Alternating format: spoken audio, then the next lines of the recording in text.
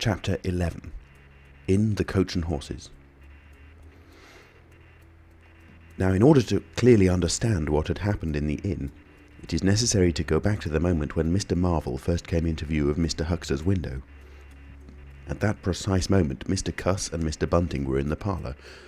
They were seriously investigating the strange occurrences of the morning, and were, with Mr. Hall's permission, making a thorough examination of the Invisible Man's belongings. Jaffers had partially recovered from his fall, and had gone home in charge of his sympathetic friends. The stranger's scattered garments had been removed by Mrs. Hall, and the room tidied up. And on the table, under the window where the stranger had been wont to work, Cuss had hit almost at once on 3 big books in manuscript, labelled Diary. "Diary," said Cuss, putting the 3 books on the table. "Now, at any rate, we shall learn something." The vicar stood with his hands on the table.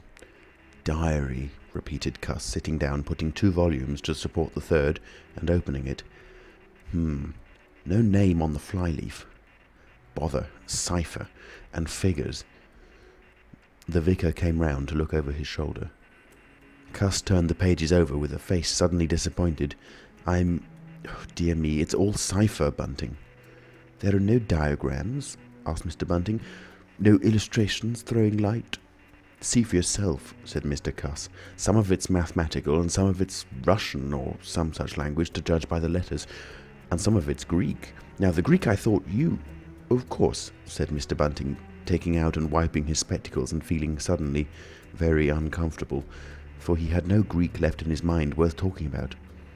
"Yes, the Greek, of course, may furnish a clue." "I'll find you a place. I'd rather glance through the volumes first," said Mr. Bunting, still wiping. "A general impression first, Cuss, and then, you know, we can go looking for clues." He coughed, put on his glasses, arranged them fastidiously, coughed again, and wished something would happen to avert the seemingly inevitable exposure. Then he took the volume Cuss handed him in a leisurely manner, and then something did happen. The door opened suddenly. Both gentlemen started violently, looked around, and were relieved to see a sporadically rosy face beneath a furry silk hat. "Tap?" asked the face, and stood staring. "No," said both gentlemen at once. "Over the other side, my man," said Mr. Bunting. "And please shut that door," said Mr. Cuss, irritably. "All right," said the intruder, as it seemed in a low voice curiously different from the huskiness of its first inquiry. "Right you are," said the intruder in the former voice. "Stand clear." And he vanished and closed the door. "A sailor, I should judge," said Mr. Bunting. "Amusing fellows they are. Stand clear, indeed. A nautical term referring to his getting back out of the room, I suppose." "I dare say so," said Cuss. "My nerves are all loose today. It made me quite jump, the door opening like that." Mr. Bunting smiled as if he had not jumped. "And now," he said with a sigh, "these books." Someone sniffed as he did so. "One thing is indisputable," said Bunting, drawing a chair up next to that of Mr. Cuss. "There certainly have been very strange things happening at Iping during the last few days. Very strange. I cannot, of course, believe in this absurd invisibility story." "It's incredible," said Cuss, "incredible, but the fact remains that I certainly saw right down his sleeve." "But are you sure? Suppose a mirror, for instance. Hallucinations are so easily produced. I don't know if you've ever seen a really good conjurer." "I won't argue again," said Cuss. "We've thrashed that out, Bunting. And just now there's these books. Ah, here's some of what I take to be Greek. Greek letters, certainly." He pointed to the middle of the page. Mr. Bunting flushed slightly and brought his face nearer, apparently finding some difficulty with his glasses. Suddenly he became aware of a strange feeling at the nape of his neck. He tried to raise his head and encountered an immovable resistance. The feeling was a curious pressure, the grip of a heavy, firm hand, and it bore his chin irresistibly to the table. "Don't move, little men," whispered a voice, "or I'll brain you both." Mr. Bunting looked into the face of Cuss, close to his own, and each saw a horrified reflection of his own sickly astonishment. "I'm sorry to handle you so roughly," said the voice, "but it's unavoidable. Since when did you learn to pry into an investigator's private memoranda?" said the voice, and two chins struck the table simultaneously, and two sets of teeth rattled. "Since when did you learn to invade the private rooms of a man in misfortune?" And the concussion was repeated. "Where have they put my clothes?" "Listen," said the voice. "The windows are fastened, and I've taken the key out of the door. I am a fairly strong man, and I have the poker handy, besides being invisible. There's not the slightest doubt that I could kill you both and get away quite easily if I wanted to. Do you understand? Very well. If I let you go, will you promise not to try any nonsense and do what I tell you?" The vicar and the doctor looked at one another, and the doctor pulled a face. "Yes," said Mr. Bunting, and the doctor repeated it. Then the pressure on the necks relaxed, and the doctor and the vicar sat up, both very red in the face and wriggling their heads. "Please keep sitting where you are," said the Invisible Man. "Here's the poker, you see." "When I came into this room," continued the Invisible Man, after presenting the poker to the tip of the nose of each of his visitors, "I did not expect to find it occupied, and I expected to find, in addition to my books of memoranda, an outfit of clothing. Where is it? No, don't rise, I can see it's gone. Now, just at present, though the days are quite warm enough for an invisible man to run about stark, the evenings are quite chilly. I want clothing and other accommodation, and I must also have those 3 books." Chapter 12. The Invisible Man loses his temper. It is unavoidable that at this point the narrative should break off again, for a certain very painful reason that will presently be apparent. While these things were going on in the parlour, and while Mr. Huxter was watching Mr. Marvel smoking his pipe against the gate not a dozen yards away, Mr. Hall and Teddy Henfrey were discussing in a state of cloudy puzzlement the one Iping topic. Suddenly there came a violent thud against the door of the parlour, a sharp cry, and then silence. "Hullo," said Teddy Henfrey. "Hullo," from the tap. Mr. Hall took things in slowly but surely. "That ain't right," he said, and came round from behind the bar towards the parlour door. He and Teddy approached the door together with intent faces. Their eyes considered. "Summat wrong," said Hall, and Henfrey nodded agreement. Whiffs of an unpleasant chemical odour met them. There was a muffled sound of conversation, very rapid and subdued. "You all right there?" asked Hall, rapping. The muttered conversation ceased abruptly. For a moment, silence. Then the conversation was resumed in hissing whispers. Then a sharp cry of, "No, no you don't." There came a sudden motion and the oversetting of a chair. A brief struggle. Silence again. "What the deuce?" exclaimed Henfrey sotto voce. "You all right there?" asked Mr. Hall sharply again. The vicar's voice answered with a curious, jerking intonation. Quite right. Please don't interrupt." "Odd," said Mr. Henfrey. "Odd," said Mr. Hall. "Says don't interrupt," said Henfrey. "I heard'n," said Hall. "And a sniff," said Henfrey. They remained listening. The conversation was rapid and subdued.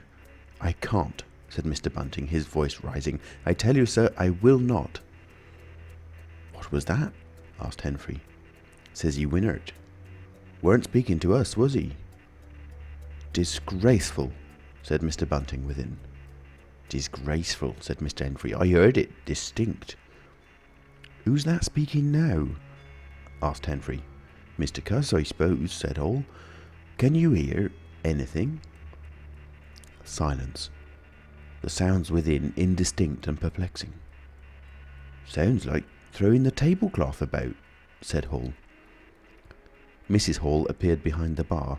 Hall made gestures of silence and invitation. This aroused Mrs. Hall's wifely opposition. "What you listening there for, Hall?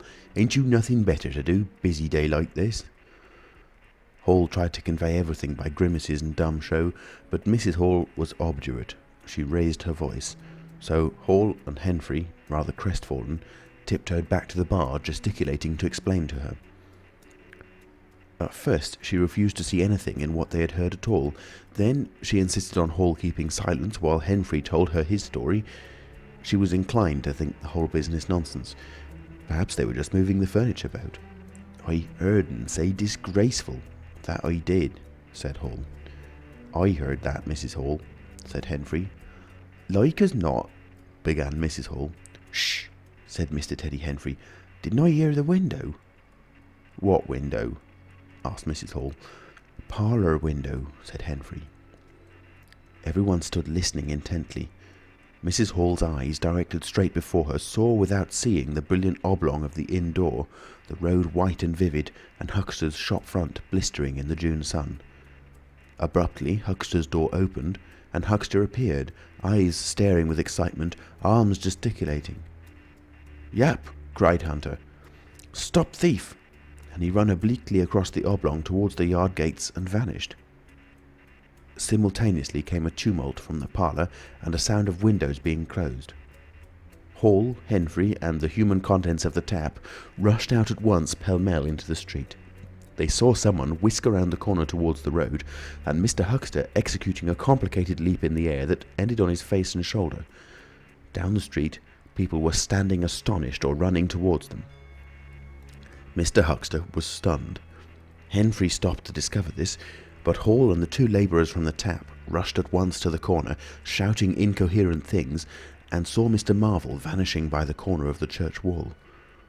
They appeared to have jumped to the impossible conclusion that this was the invisible man suddenly become visible, and set off at once along the lane in pursuit. But Hall had hardly run a dozen yards before he gave a loud shout of astonishment and went flying headlong sideways, clutching one of the labourers and bringing him to the ground. He had been charged just as one charges a man at football. The second labourer came round in a circle, stared, and conceiving that Hall had tumbled over of his own accord, turned to resume the pursuit, only to be tripped by the ankle just as Huxter had been. Then, as the first labourer struggled to his feet, he was kicked sideways by a blow that might have felled an ox.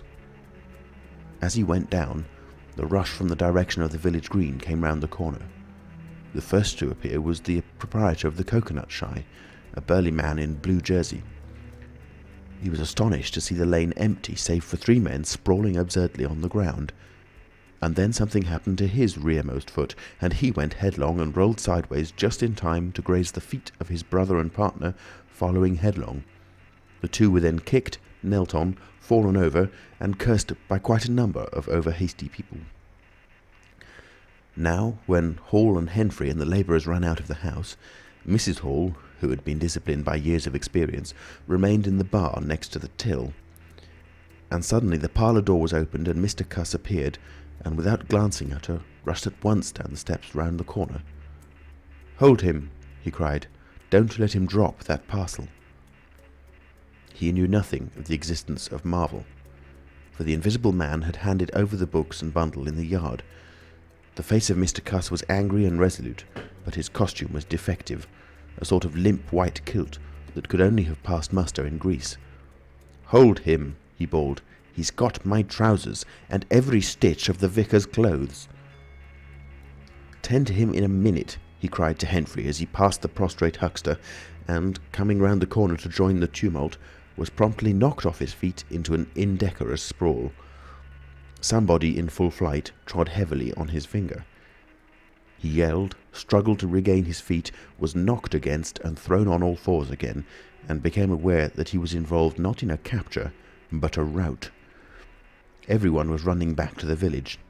He rose again and was hit severely behind the ear. He staggered and set off back to the coach and horses forthwith, leaping over the deserted Huxter, who was now sitting up on his way. Behind him, as he was halfway up the inn steps, he heard a sudden yell of rage, rising sharply out of the confusion of cries, and a sounding smack in someone's face. He recognised the voice as that of the invisible man, and the note was that of a man suddenly infuriated by a painful blow. In another moment, Mr. Cuss was back in the parlour. "He's coming back, Bunting," he said, rushing in. "Save yourself." Mr. Bunting was standing in the window, engaged in an attempt to clothe himself in the hearthrug and a West Surrey Gazette. "Who's coming?" he said, so startled that his costume narrowly escaped disintegration. "Invisible man," said Cuss, and rushed on to the window. "We'd better clear out from here. He's fighting mad. Mad!" In another moment he was out in the yard. "Good heavens!" said Mr. Bunting, hesitating between two horrible alternatives. He heard a frightful struggle in the passage of the inn, and his decision was made. He clambered out of the window, adjusted his costume hastily, and fled up the village as fast as his fat little legs would carry him. From the moment when the Invisible Man screamed with rage, and Mr. Bunting made his memorable flight up the village, it became impossible to give a consecutive account of affairs in Iping. Possibly the Invisible Man's original intention was simply to cover Marvel's retreat with the clothes and books, but his temper, at no time very good, seems to have gone completely at some chance blow, and forthwith he set to smiting and overthrowing for the mere satisfaction of hurting. You must figure the street full of running figures, of doors slamming and fights for hiding places. You must figure the tumult suddenly striking on the unstable equilibrium of old Fletcher's planks and two chairs with cataclysmic results. You must figure an appalled couple caught dismally in a swing. And then the whole tumultuous rush has passed, and the Iping street with its gourds and flags is deserted, save for the still raging unseen, and littered with coconuts, overthrown canvas screens, and the scattered stock in trade of a sweetstuff stall. Everywhere there is a sound of closing shutters and shoving bolts, and the only visible humanity is an occasional flitting eye under a raised eyebrow in the corner of a window pane.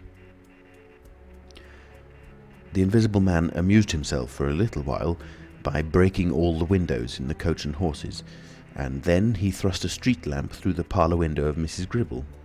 He, it must have been, who cut the telegraph wire to Adderdean just beyond Higgins's cottage on the Adderdean road.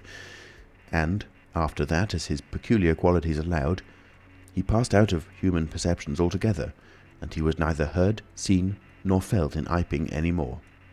He vanished absolutely.